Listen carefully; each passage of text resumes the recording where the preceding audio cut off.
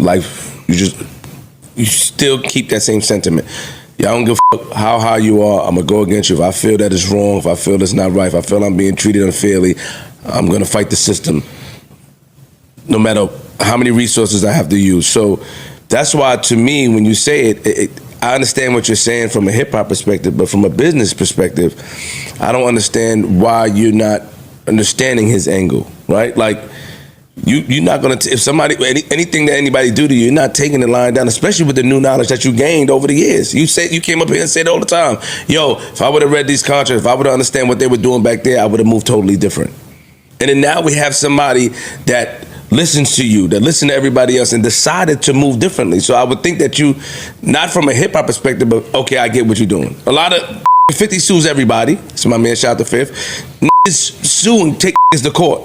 And a lot of things you may look at like, taking them to court for that, but it's business. So that's just the confusing part when I hear you speak about it. Like, you're speaking from a fan perspective, like, yo, I love Drake. I miss the old Drake. Don't do this because I'm a diss record king. But then I'm not hearing you speak from the business side of how things could be put in place to destroy you. And that's the confusion for me when I hear you speak about it. If I smoke the weed and there's fentanyl in it, I'd face the repercussions. It's hard for me to empathize when you have been complicit with the system for so long and reaped the benefits and gotten paid and gave everybody your ass to kiss and f***ed everybody's girl and said, I'm taking a piece of your contract and I'm taking a piece of your contract and I'm not clearing this record and you take that record off of there. Like, it's hard to empathize with somebody who's been down for the cause. Again, above my pay grade. For me, I've always been pretty transparent in where I stand in terms of independence and why. And that's no matter what. That's a forever thing. I don't like going before a judge and the judge having the final say on what the rest of my life looks like. I don't like going to work and them saying, hey, if you don't have a song in the next 10 days, you're out of here. I don't like going to work and saying, hey, we saw a blog, so you're fired, you. I don't like Complex firing me while I have a baby coming in the same week. That's an uncomfortable and uneasy feeling for me. I much rather sleep with eating what I hunt and not missing what I never had. And for me, it's worked out. Cool. That's for me. With all of this shit that's happened, maybe y'all can answer it. I still don't think it's transparent as to what Drake's end goal is, like what he wants. I don't think it's transparent what anybody's been doing behind closed doors, whether that's Drake or Universal. I think that if Drake went public with whatever information he has and told if he had proof of XYZ going on, we might look at it in a different way. It's possible. To what Joe was saying before and to what Flip is saying, I think that Drake and Universal have always been buddy-buddy. Chummy. And now, like Drake and LeBron, like Drake and DeMar DeRozan, you not doing what we was doing before. Our relationship has changed. And so now I'm looking at you like the op. I think that could potentially have happened. Or we seeing that it happened. And now he on the offensive with a that you might have been fly with before. Him and Lucian might have never had an opportunity for him to see the things from the perspective that you've seen them because he's never endured what you've endured. You wasn't the media darling at Complex. You were for a second until they couldn't use you. Until they couldn't use you no more and your information got up and you asked for something else. That might be where he is in his journey right now. I'm not knocking him. You know what I'm saying? So how he responds to it, somebody would have said, could have potentially said, yo, Joe did some bullshit. You have admittedly said, yo, I'm trying to burn this whole down.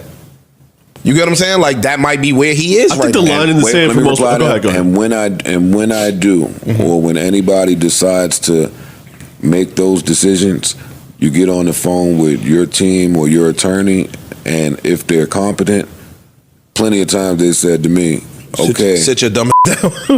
No, they're your team. They're supposed to advise you. If you do this, this is what can potentially be the back blow. True. And I think he might be willing to deal with it. And I think his arrogance level being where he is at a 40-year-old, a 30-something-year-old man, 40-year-old man, I think he might need to be shown Dog, everybody never got punched in the face before, fam. And so until a nigga punch you back, and they might hit harder than you, it's a lesson that you might have to learn in your growth and in your journey. And this might be the punch. And does he care anymore about being accepted by the core audience of hip hop? Right? Yes, he does. This shit change every day. Weird. Isn't he trying to like? He doesn't engage in the battle if he doesn't care about the hip hop. Yeah, I said anymore.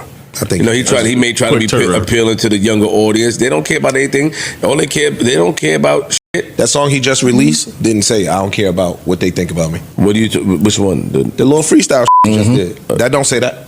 That freestyle says I care. Yeah, word. I give a fuck. Oh, you talking about the LeBron joint? Yeah. Oh, allegedly. Fine Irish. Yeah. Got it. Okay. And the one before that. Yeah, the whole Scary Hours. All I care. Yeah, it was all Alchemist and Conductor. Like, Yo, yeah.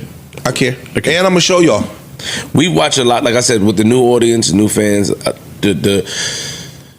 The rules and morals and principles of yesteryear are no longer. True. That's true. Right? With the new fans. They don't give a fuck. Oh, you Takashi signal. Oh, they don't care. They don't care about that. They came home, got on the song. They don't care about that. They may not care about a code, but do you think that they care about what's considered corny? No. They I don't care. think so. They don't care. follow And it ain't just the new fans either. Yeah. Because let me finish. He right. Ross being outed as a corrections officer in the 90s would have ended him. We didn't give a because the slaps kept coming. It's a lot of crooked. I'm not saying it. I know it is. It's a lot of crooks. I know it is. And if his ties I'm aware. could dispel that I'm not on that side of the law, Ross could have got it off. He didn't even have to. Yeah. Because they didn't care. That's my point. Yeah. Like the that we talk. He's including that when the house got shot at and the security guard got shot, that them having the picture of the house with the with Address, the number? They didn't put the address. Okay. They had the picture of the house with the little arrows on it, like offenders lived there. Yes, that one. That incentivized people to attack him. That's what he's claiming. Hey, what's up, y'all? I want to thank y'all so much for tapping into my channel. I appreciate y'all so much. And the clip I do show y'all, that was Joe Budden and his whole team at his podcast called Joe Budden Podcast. And they were speaking about the viral topic, which is the beef between Drake and Kendrick Lamar. And this beef has been brewing for over a decade. And that is until Drake decided to diss Kendrick Lamar.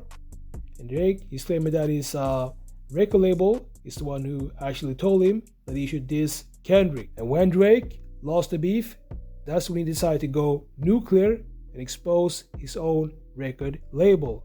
So he's claiming that his record label told him that he would slaughter Kendrick Lamar easily, but this never happened. Kendrick Lamar won the beef fair and square, but he got a lot of help from the record label as well, because the battle between Kendrick Lamar and Drake was definitely a close battle, but Kendrick Lamar, he definitely won the battle.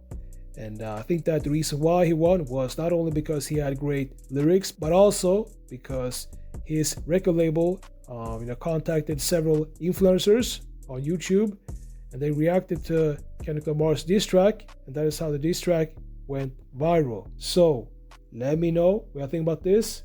Make sure to like this video, subscribe, and I'll see y'all in the next videos.